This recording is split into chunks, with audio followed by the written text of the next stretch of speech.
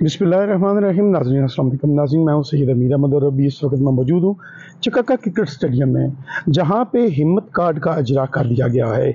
आज 4 दिन से लगा हुआ ये चकक्का क्रिकेट स्टेडियम में लगने वाला ये कैंप हिम्मत कार्ड हुकूमत की तरफ से बड़ा अच्छा इनिशिएटिव लिया जा रहा है।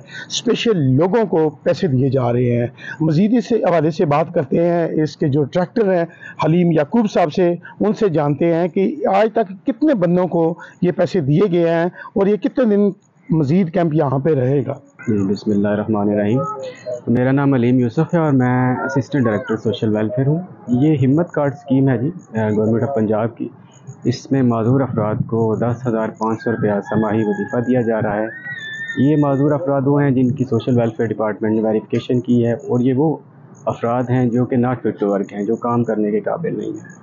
तो आज चौथा दिन है, हम तकरीबन 100 से ज़्यादा लोगों को हिम्मत कार्ड जारी कर चुके हैं। हिम्मत कार्ड बेसिकली एटीएम कार्ड है।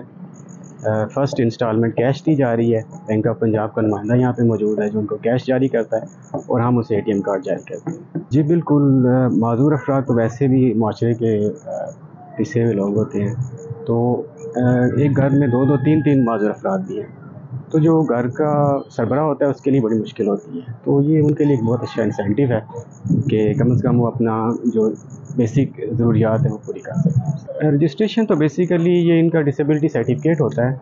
ये वो लोग हैं जो सोशल वेलफेयर डिपार्टमेंट से रजिस्टर्ड हैं, यानी कि इन्होंने अपना माजूरी बोर्ड कराया हुआ है BH हॉस्पिटल जेलम से।